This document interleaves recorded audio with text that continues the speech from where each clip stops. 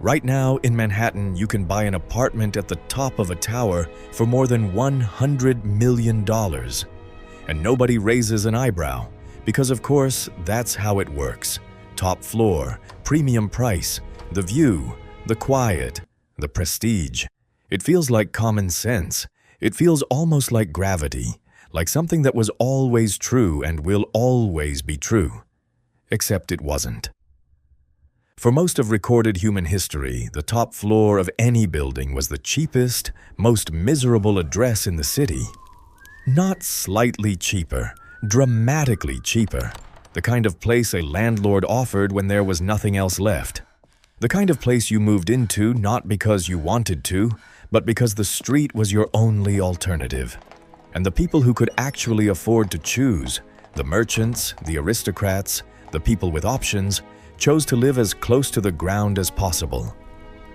What makes this stranger is that it wasn't just one city, or one era, or one culture.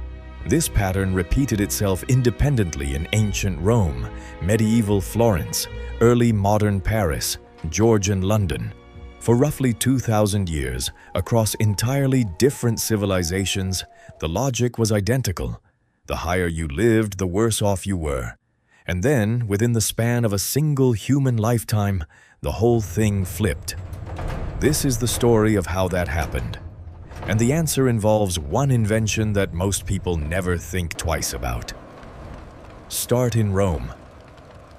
Around the 1st century of the Common Era, the city held somewhere close to 1 million people within its walls, an almost incomprehensible density for the ancient world. Wealthy Romans lived in private houses called domus, low, sprawling compounds built around courtyards with their own water access and servants and a dozen rooms for one extended family. But the domus was the exception. For the vast majority of Romans, the solution was something called the insula. The word means island, and these buildings were, in a sense, islands of compressed humanity rising from the narrow Roman streets. 6, 7 stories high in some cases, whole blocks of them, stacked tight, housing everyone from minor tradesmen to day laborers to families of 5 sharing a single room. Estimates suggest Rome contained well over 40,000 of these structures at the city's height. And in every one of them, the same logic applied. The ground floor was commercial, tabernae, the shops and eating houses that kept the city running. Just above that, on the 1st and 2nd stories, were the apartments that actually cost money. Thick walls, solid construction, and most importantly, proximity to the only water source in the building, the fountain at street level. Running water in a Roman insula almost never made it above the 2nd story. If you lived higher, you hauled your own. Every jug of water you drank, every bucket you used to wash yourself, every drop you cooked with, you carried it up the stairs on your own back. Now think about what that meant in practice. The higher you lived, the more water you carried. The higher you lived, the further you were from the street if something went wrong. And in Rome, things went wrong constantly, because the upper floors of these buildings were built on the cheap. Thinner walls, cheaper timber, lower ceilings that trapped heat and smoke. Rome burned regularly, and when a building caught fire, the stairwells, narrow, wooden, barely wide enough for 2 people, became chimneys. The residents on the ground floor stepped outside. The residents on the 6th floor were still figuring out the stairwell was on fire. It got bad enough that the Emperor Augustus set legal limits on how tall residential buildings could go. After the Great Fire that devastated the city under Nero in 64 AD, the restrictions tightened further. Ancient Rome had building codes specifically because upper floor living was so dangerous the state had to intervene. But the regulations didn't change the underlying logic. Even with height limits in place, the pattern held low floors for those with money, high floors for everyone else. The reason was almost insultingly simple. Without a machine to do the work, every additional floor added to a building was another flight of stairs that someone had to climb on foot. And stairs are a form of taxation. They cost your time, they cost your energy, they wear down your body over years. The wealthy have always been willing to pay to avoid inconvenience, and for the entirety of human history, up to the mid-19th century, the biggest inconvenience in any building was the climb to the top. This same vertical class structure showed up everywhere cities built upward. In the Italian cities of the Renaissance, the most prestigious floor of any grand building had a specific name: the Piano Nobile, the noble floor. It sat one story above the street level, high enough to escape the noise and the smell and the flooding, low enough that you only climbed one flight of stairs to reach it. Walk through Florence or Venice today and look at the facades of the old palaces. The second-floor windows are almost always the grandest, the tallest, the most ornate, the most carefully decorated. That isn't an aesthetic accident. That's the floor where the money lived. In England, Georgian townhouses ran on the same logic. The family occupied the first and second floors. Servants were pushed to the two extremes, the basement below and the attic above. The phrase below stairs didn't just describe a physical location. It described a social position, an entire class of people whose lives were organized by which floors they were permitted to inhabit. In Edinburgh, the old tenement buildings along the Royal Mile pushed this to an extreme. Some of those structures rose 10 or 12 stories. The wealthier tenants clustered at the bottom. The poorest ones lived closest to the sky, climbing dozens of steps every day to reach rooms with no running water, terrible ventilation, and a view that no one had asked for. But nowhere did the vertical class system reach the level of precision it achieved in Paris. By the 17th and 18th centuries, Paris had become one of the most densely packed cities in Europe. 500,000 people inside medieval walls that hadn't expanded in generations. Land was scarce and expensive, and the only direction left to grow was upward. So Parisian builders stacked their tenants in layers, and those layers corresponded to wealth with a specificity that bordered on the mathematical. The blueprint was consistent enough that you could estimate a tenant's income simply by counting the flights of stairs to their door. Ground floor, commercial, shops, bakeries, sometimes the building's concierge. First floor above the street, the étage noble. That was the top apartment. Soaring ceilings, large rooms, an ornamental balcony looking out over the boulevard. Some of these floors had their own private staircase, separate from the common stairs used by everyone else, so the wealthiest family in the building never had to cross paths with the tenants above them. That separation was entirely intentional. The second floor was nearly as grand, but not quite. The third was solidly middle class. Comfortable enough, but the ceilings dropped, the molding simplified, the staircase began to narrow. By the fourth floor, you were in the territory of working families, minor clerks, people getting by. And the fifth, sixth, seventh floors, the garrets tucked directly beneath the roof, those were something else entirely. The ceilings in those top rooms sloped with the pitch of the roof. You could only stand upright in the center. A single small window, if you were fortunate. No decorative plasterwork, no balcony, no fireplace worth mentioning. This was where servants slept. This was where the poorest tenants in the building lived. And in summer, the heat was brutal. A slate or lead roof absorbs sun all day and radiates it back at night, and the garret sat directly beneath it. Winter brought a different misery. Coal and firewood had to be hauled up by hand, and the upper floor chimneys were poorly designed, prone to backdrafts and smoke. Water never reached those upper floors. In most Parisian apartment buildings before the middle of the 19th century, running water stopped at the second or third story. Everyone above that point carried their own, multiple times a day, and waste went down the same route it came up. Chamber pots, stairs, and the building's shared privy somewhere in the courtyard below. Nobody wanted to make that trip at 3 in the morning. So the upper floors developed a particular atmosphere that the étage noble never had to think about. And when fire broke out, which it did often in a city built from timber and heated by open flame, the residents in the garret had the longest escape route and the worst odds.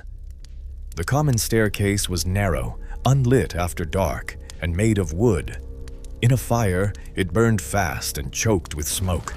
The family on the noble floor could be on the street in seconds. The family in the garret measured their escape time in minutes if they were lucky. Living in a garret wasn't a lifestyle, it was a last resort. Thousands of Parisians did it every single day because the alternative was the street. And here is where something interesting happened to this history. Because the garret produced something that nobody planned for. The cheapest, most uncomfortable, most dangerous address in Paris became the address of an entire generation of young artists, writers, and musicians who arrived in the city with ambition and no money. They couldn't afford the noble floor. They could barely afford anything. So they took the only rooms available to them, the ones everyone else had rejected. Henri Murger, a writer who lived in a Parisian garret in the 1840s, turned that experience into a series of stories about bohemian life. Those stories later became the opera La Bohème. Murger wasn't romanticizing poverty from a distance. He was describing in thinly veiled terms his actual life. The cold, the hunger, the cramped ceiling, the company of other young people in the same precarious situation. Over time, the garret became shorthand for a particular kind of creative suffering. The starving artist in the attic, the poet freezing under a leaking roof. These images feel romantic now. They weren't romantic then. The romance was added later by people who had survived it and could afford to look back fondly. The underlying reality never changed. The garret was cheap because it was genuinely miserable. Nothing about it was desirable except the rent. Now, by the 1850s, something new was beginning to take shape in New York City. Manhattan's population had exploded past 500,000 and was climbing fast. Commercial buildings were going up all along Broadway, and a handful of developers and engineers were starting to ask a question that nobody in Paris or London had seriously considered, because it had no practical answer yet. What if you could move people between floors without making them climb? The concept of a mechanical lifting device was ancient. The Greeks used rope and pulley hoists to move construction materials. The Roman architect Vitruvius described a device driven by a capstan as early as the 1st century before the Common Era. In the Middle Ages, monasteries and mines used rope systems to haul supplies between levels. King Louis XV of France reportedly had a personal chair installed at Versailles in 1743, a small platform operated by servants below, which carried the king between floors without requiring him to climb a single step. A private elevator for one man, powered by the muscles of other men. But every one of these devices shared the same fatal flaw. The rope could snap, the chain could break, the platform could fall. For cargo, a catastrophic failure meant a lost load. For a person, it meant death. And no amount of engineering confidence could fully override the gut-level resistance to stepping onto a platform suspended over a 50-foot drop and trusting a rope. By the 1840s, the Industrial Revolution had pushed the problem to its limit. Factories in England and the American Northeast were building taller to house bigger machinery, and they needed ways to move equipment between floors. Steam-powered lifting platforms appeared in manufacturing plants and warehouses. They worked mostly, but workers riding them died in accidents often enough to cement the reputation of lifting devices as things for moving cargo, not people. This was the world in 1852, when a mechanic from Vermont named Elisha Graves Otis took a job at a bedstead factory in Yonkers, New York. His assignment involved a freight hoist for moving equipment between floors. Otis looked at the hoist, saw the same problem everyone had always seen: rope breaks, platform falls, and where everyone else had accepted this as an unavoidable risk, he saw an engineering puzzle with a solution. What Otis designed was a safety brake built into the platform itself. A steel wagon spring connected to the hoisting rope at the top of the cab. While the rope held tension, the spring stayed compressed and the platform moved freely. The instant the rope went slack, which would happen in the first fraction of a second after a break, the spring released and drove two metal prongs outward into ratchet bars mounted on both sides of the shaft. The prongs caught, the platform locked, and the fall stopped. That was the entire mechanism: a spring and two metal teeth. The whole modern skyline exists because of a spring and two metal teeth. Otis began selling safety hoists to factories, but the market was slow. The general public didn't know this invention existed, and those who heard about it had no particular reason to care. What he needed was a way to show people, not tell them, show them, what this technology could mean for buildings, for cities, for the way human beings moved through vertical space. So in 1854, he staged a demonstration. The venue was the Crystal Palace Exhibition in New York, a major showcase of industrial innovation. Otis had a platform installed in the exhibition hall, high above the crowd, suspended by a single rope. He climbed onto it, rode it to the top, and stood there in front of hundreds of spectators. Then he ordered his assistant to cut the rope with an axe. The crowd reacted exactly the way you'd expect a crowd to react when a man standing on an elevated platform tells someone to sever the only thing keeping him airborne. The rope snapped. The platform dropped a few inches, and then it stopped, held in place by the safety brake exactly as designed. Otis stood there, completely unharmed, looked down at the audience and said, "All safe, gentlemen. All safe." It was part engineering proof, part theater, part sales pitch, and it worked completely. Within a few years, the Otis safety elevator went from a factory curiosity to one of the most discussed inventions in New York real estate. The first commercial passenger elevator was installed in 1857 at a department store on Broadway in Lower Manhattan. 5 stories, steam-powered, slow enough that taking the stairs was arguably faster. But speed wasn't the point. For the first time in recorded history, a person could board a conveyance on the ground floor of a building and arrive at the top without climbing a single step. The technology evolved quickly. Steam gave way to hydraulic power in the 1870s, allowing buildings to grow taller. Then, in the 1880s, the electric elevator arrived. Faster, cheaper to operate, more reliable than anything before it. Werner von Siemens demonstrated an electric model in Germany in 1880. By the early 1890s, electric elevators were being installed in commercial buildings across New York, Chicago, and London. But here is the detail that most histories skip over. Even with working elevators in buildings, people were frightened of them. Deeply, viscerally frightened. The sensation of sudden upward movement triggered vertigo. The enclosed box triggered claustrophobia. And the memory of factory hoist. Accidents lingered in the public imagination long after Otis had technically solved the safety problem.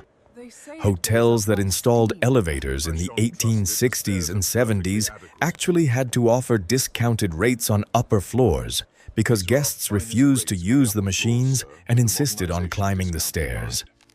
The top floor, even in a building with a functioning elevator, was still considered less desirable, partly because of the old instinct, and partly because trusting a mechanical device with your life still felt like a gamble. Which means Otis had removed the physical barrier, but the psychological one remained. The old hierarchy persisted, not because the staircase had survived, but because the idea of the staircase had. Through the 1860s and 70s, elevators were still a novelty in residential buildings. Most apartments in New York and Paris and London were still walk-ups, and the old pricing structure held. But the developers who were paying close attention noticed something. In the buildings that did have elevators, certain tenants were actively requesting upper-floor apartments. They weren't being assigned to them, they were asking for them. The reason was the same thing that had made the ground floor desirable for 2,000 years, now operating in reverse. Before the elevator, the lower floors had one enormous advantage: convenience, proximity to water, to the street, to an exit. The upper floors had none of that, but with an elevator, the convenience gap vanished. You reached the 6th floor just as easily as the first. And once convenience was equalized, everything else that the upper floors had always possessed, but that nobody had ever been willing to pay for, suddenly became the point. The view. Upper floors had always had better views. From the top of a Roman insula, you could see across the rooftops of an entire city. From a Parisian garret, you could watch the Seine catch the last light of an autumn evening. But none of that had ever mattered, because the climb wasn't worth it. The elevator made it worth it. And with the view came everything else the upper floors had always silently offered: more light, better air, distance from the noise and grime of the street, quiet that the ground floor had never known. By the 1880s, a small number of luxury apartment buildings in Manhattan were doing something that would have baffled any landlord in the previous 2 millennia: charging more for the upper floors than the lower ones. Not as an experiment, as permanent pricing. The apartments on the 7th, 8th, 9th floors were larger, better fitted, and more expensive than the ones below them. The hierarchy had inverted. But the full transformation went deeper than rent prices. It rewired the entire vertical anatomy of the building. The ground floor, the most prestigious residential address in every city on Earth for 2,000 years, stopped being residential. It became retail, shops, restaurants, lobbies. The Etage Noble became commercial office space. The middle floors became standard apartments. And the top of the building became something that had no precedent in the history of construction. The word penthouse is old. It originally referred to a small lean-to structure on a rooftop, a shed, basically, for storage or mechanical equipment. Nobody lived in a penthouse. It was the architectural equivalent of a utility closet bolted to the sky. That meaning lasted until the 1920s, when a publisher named Condé Nast leased the top floor of a luxury building on Park Avenue in Manhattan and transformed it into something entirely different. Nast was the founder of the media empire behind Vogue and Vanity Fair, and he didn't simply rent an apartment. He built a sprawling, entertaining space with wraparound terraces, a ballroom, and unobstructed views across the entire New York skyline. The parties he hosted there became famous. Celebrities, politicians, artists, and socialites packed into what was effectively a mansion suspended in the air, and the press coverage was relentless. Almost overnight, the word penthouse stopped meaning a rooftop shed and started meaning the most exclusive, most expensive, most coveted address in any building. The exact inversion of everything it had ever signified. And the speed of that transformation, once it took hold, is worth sitting with for a moment. In 1850, the top floor of any building in any major Western city was the cheapest space in the structure. By 1930, the top floor of a Manhattan tower was the most expensive. An 80-year reversal of a system that had operated continuously for over 2,000 years. But the elevator didn't just rearrange floor prices, it changed the physical form of cities entirely. The skyscraper boom of the late 19th and early 20th centuries was a direct consequence of Otis's safety brake.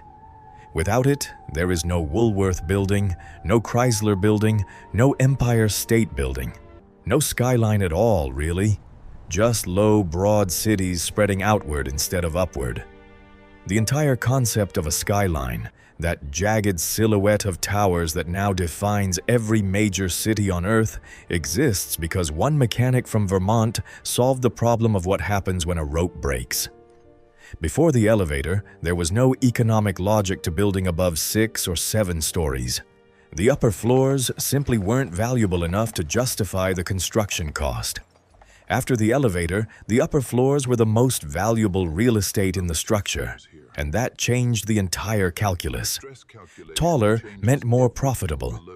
More profitable meant taller still. New York led the way, and the rest of the world followed.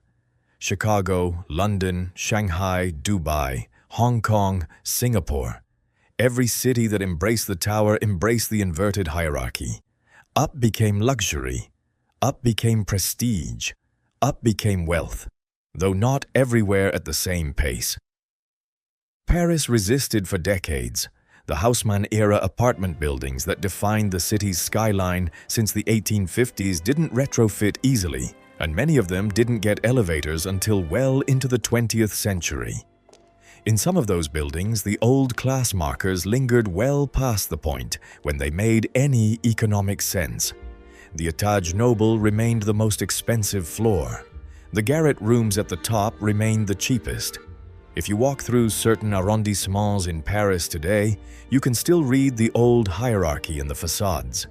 The grand ornamental balconies on the second floor. The progressively simpler windows climbing toward the roof. The tiny dormers of the former servants' quarters at the very top. The building itself is a fossil. A record of a world organized by the friction of climbing stairs, preserved in stone and plaster long after the world that built it ceased to exist. The same ghost shows up in Rome, in Florence, in parts of Madrid and Barcelona. The Piano Nobile still has the tallest windows. The top floor still has the lowest ceilings. The architecture carries the memory even when the culture has forgotten the reason. And we have forgotten, thoroughly. The assumption that higher equals better, that the top is where you aspire to be, is now so embedded in the language of ambition and success that it feels ancient. Climbing the ladder, rising to the top, working your way up. These phrases feel like they've always been with us. They're barely a century old. For 2,000 years, the top floor was where you ended up when you ran out of choices. The servants hauling water up 6 flights of a Parisian apartment building. The laborers packed into the upper stories of a Roman insula. The young writers and musicians shivering in garrets under leaking roofs, unable to afford anything lower. Up meant poor. Up meant forgotten. Up meant dangerous. Then one man in Vermont designed a spring and 2 metal teeth, stood on a platform 50 feet above a crowd of spectators, told someone to cut the rope and said, "All safe, gentlemen. All safe." And the whole world turned upside down. If this kind of hidden history is your thing, there's a lot more where this came from. Subscribing means you won't miss the next one, and it helps more than you might think.